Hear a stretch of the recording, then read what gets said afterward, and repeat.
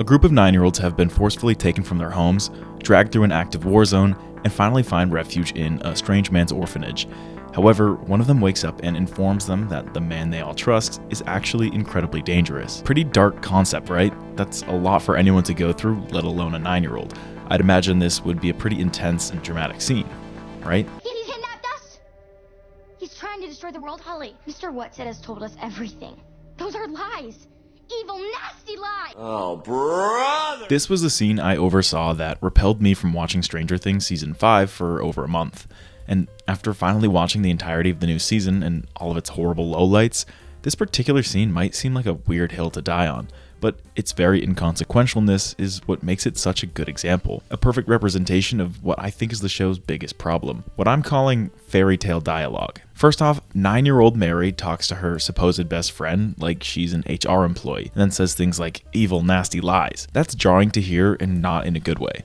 I'm aware that there's supposed to be weirdos who have been indoctrinated by a villain, but that wouldn't make her talk like a cult leader. She's literally 9. The next thing you know though, Holly goes full Shakespeare, standing up on the bed, trying to snap them all out of the Matrix. This heightened sense of theatrics feels more like an elementary school play than a sci-fi drama where teens watch their dying mother's blood off their own hands. Some people might blame the actors' performances here, but there's no possible way to deliver these lines in a believable manner.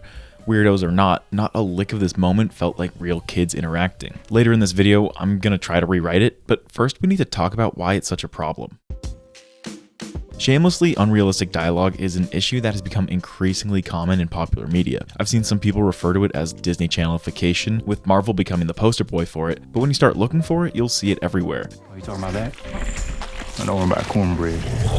You just a little hungry, that's all.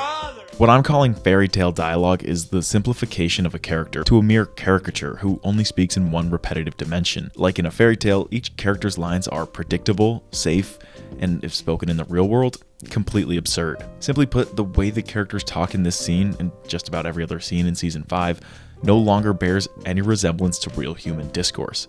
In real life, kids just don't talk anything remotely like this. Friends don't talk like this, sons don't talk like this, parents don't talk like this, and I'm tired of needing to pretend they do. Suspension of disbelief is falling more and more into the hands of the audience rather than the creators, which is the exact opposite of how I want to watch media. I shouldn't have to cringe and wince at every weird line of dialogue just to make it through an episode. Now, some people might say I should lower my standards because this is a kids show with one of the biggest audiences in the world. First of all, it's definitely not a kids show because...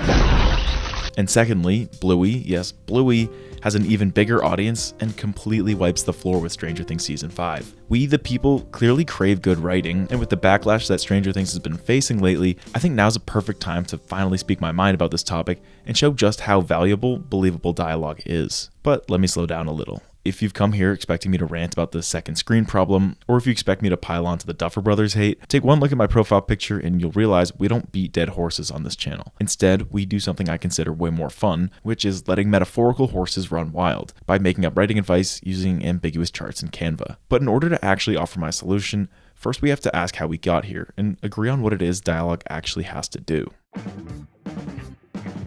Writing any story will come with tons of information that needs to be exposed to the audience.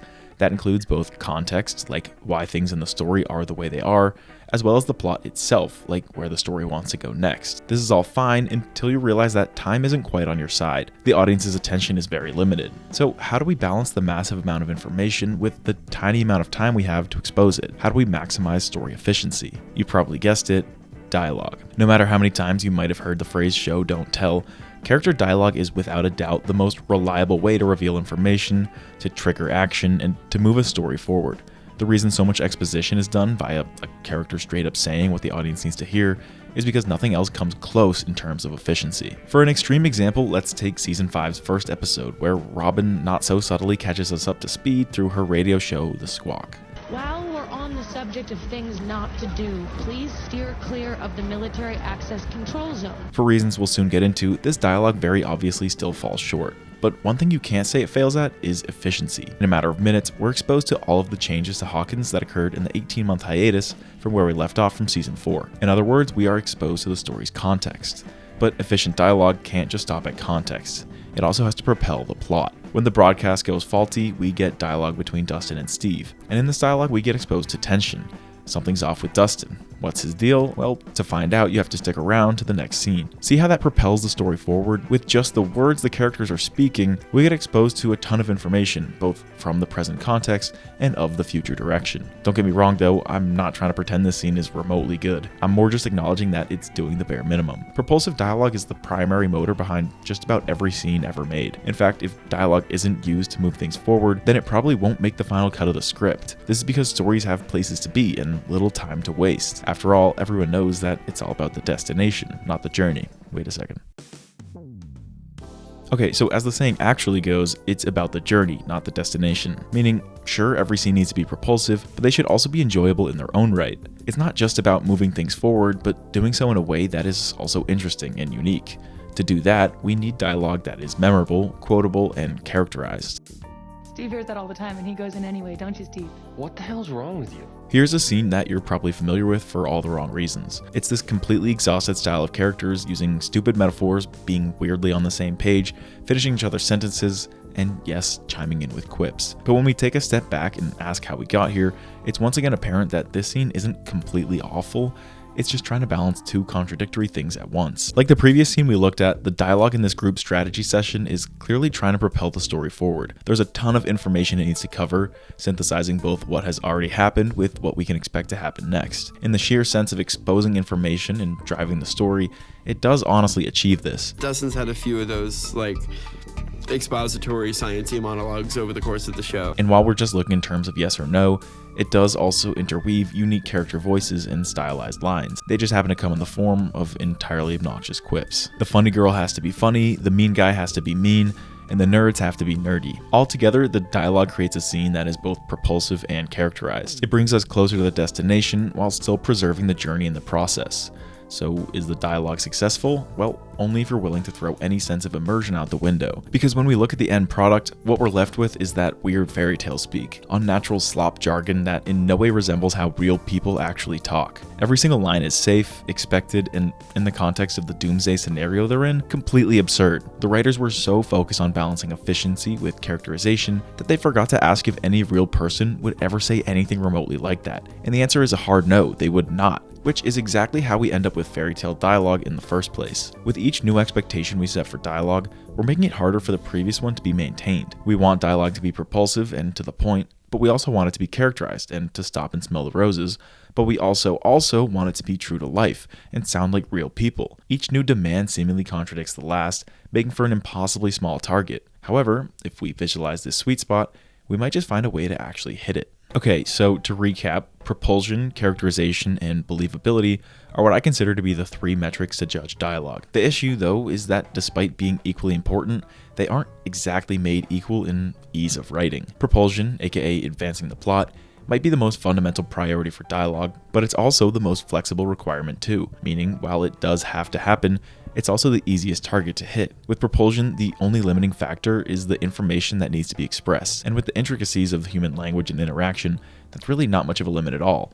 We can visualize it with this circle, representing the massive amount of ways a story idea can be exposed to the audience. The near infinite combinations of words, lines, and expressions that characters can exchange to get a point across and carry the plot from A to B to C and so forth. As we know though, that's not all dialogue needs to do. Characterization is the next requirement. It's what elevates dialogue from pure exposition to an actual voice. It brings characters to life and makes the journey worthwhile, so it's going to be mandatory too. And just like propulsive dialogue, there are nearly countless ways to achieve it. It is a little more limited in the sense that you have to filter the lines based on the specific character speaking them, but there's still a ton of freedom in what we make the characters say. We can visualize it with this circle, slightly smaller, but no shortage of correct answers. The final requirement, believability, is not like the other two. Believability, or natural dialogue that a real person would reasonably say, is an incredibly important element of dialogue because it grounds the story and makes it digestible to a human audience.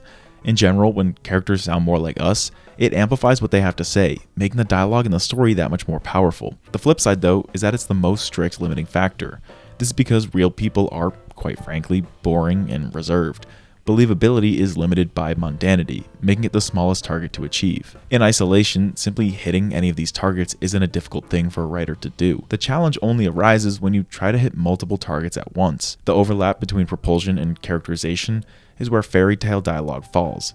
And you'll note that it's a surprisingly small target. This is because the two metrics are kind of exclusive to each other. You can get to the point, or you can live in the moment, but it's difficult to do both. That's right, as bad as fairy tale dialogue sounds, it still takes a fair amount of effort to achieve, which might explain why so many writers seem to be complacent with hitting it. But if Stranger Things has taught us anything, it's that it's clearly not enough to settle for propulsive and characterized dialogue. It has to be believable too. As the chart hopefully makes clear though, the window for accomplishing all three requirements is incredibly small. Looking at it here, it almost makes sense that so much dialogue seems to suck now. I mean, how is any writer supposed to juggle three contradictory things at once? Well, it seems impossible until you realize Stranger Things has done it before.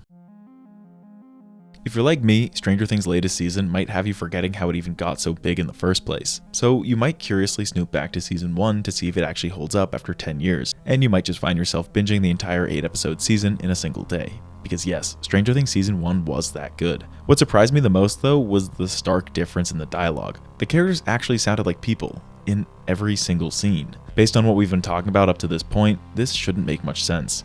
If the characters talked like people, then wouldn't the show be boring? Wouldn't it have mundane conversation and barely make any progress? Well, as it turns out, that's just not the case at all. God help me, I will keep these lights up until the day I die if I think there's a chance that Will's still out there. Now, get out!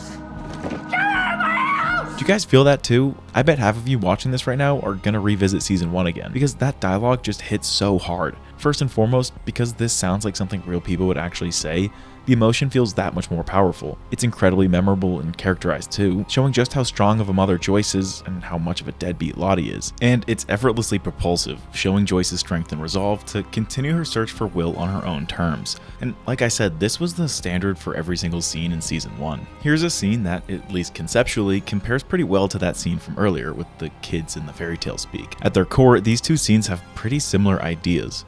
Two parties of kids in over their heads trying to get each other on the same page. As we know though, dialogue is about the execution, not the idea, which is why these two similar scenes on paper lead to wildly different results. Guys, I really think we should turn back.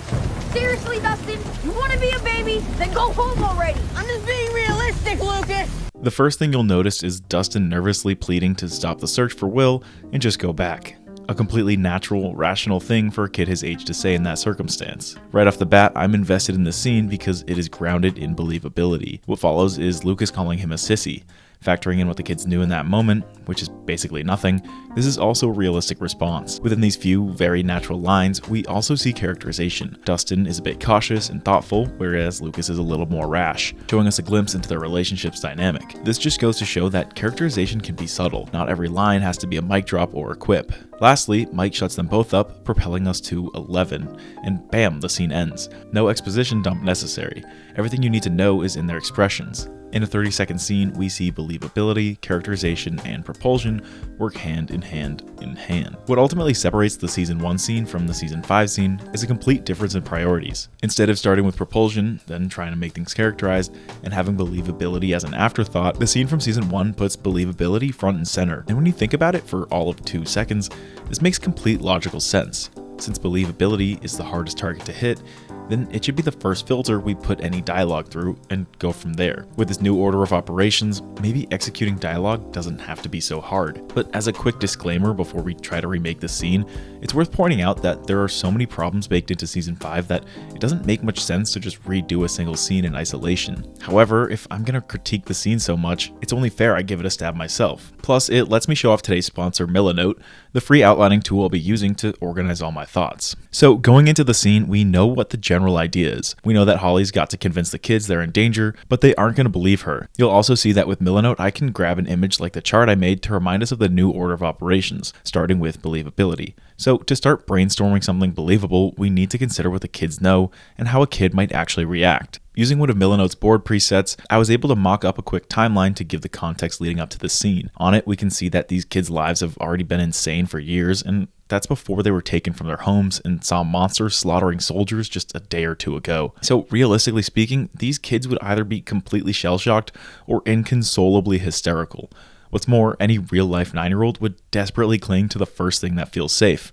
So when Holly wakes up and tells them they're still in danger, it wouldn't lead to a rational discourse about the plausibility of their safety. It It would lead to tears and chaos and helplessness, which frankly sounds a lot more impactful to watch than that HR nonsense we got instead. Now that we're aware of what any given character's rough reaction would be, we can look at what makes each character unique to better help us filter their responses through their own voices. Although, if we're being honest, Holly and Derek are really the only two kids with any discernible traits. Now, if these weren't side character 9-year-olds, we could use something like Milanote's character relationship map to see how they all might interact, or use their character profile to really get a feel for each character. But since we just established that they're all literal children in fight or flight, I think all we really need is their own specific natures. Holly we know is brave, Mary we can call cautious, I guess, Derek we know is blunt, Josh, I guess, can be rational, and Debbie we can call skittish. Lastly, we need to control the direction of the story. In the original, all that really happens is that they forcefully get Holly to stay, so that'll be the same direction we're striving for. With Milanote's 3-act structure board, we can plan how we want the scene to escalate. The kids will feel scared but secure, then Holly will stir things up, she'll try to leave, she'll get caught, and then the story can propel to Vecna's grand plan. That wasn't so hard, especially thanks to the sponsor Milanote, which you can try out today for free using the link in this video's description. What we're left is, at least I hope, a scene that is propulsive and characterized, yet still sounds like how 9-year-old children actually speak. I kinda took some creative liberties with it, but whatever, I just hope it sounds more like Season 1 rather than Season 5. One shortcoming I can notice immediately with my chart is that it operates on a yes-no scale rather than a spectrum. In other words, it doesn't really distinguish how efficiently a story's dialogue propels it, or how interesting the characterization is, or how believable the realism is. In reality, not all propulsive dialogue is made equally. I think a guy like Aaron Sorkin really shines with tight, efficient dialogue. Not all characterization is made equally either. A common example for this would be Quentin Tarantino, who is known for iconic characters. And lastly, not all realism is made equally either. I think Vince Gilligan's shows do this really well, and I think just about every HBO show excels at realism too. See The Sopranos or The Wire, or one of my current obsessions, The Pitt. Maybe in another video I can break each of these 3 aspects down more, so if that sounds interesting, let me know. For now, that's all I've got. If you enjoyed, I ask that you like and subscribe, and don't forget to check out Milanote using the link in my description. It's free and it's awesome. As always, thanks for watching. Peace.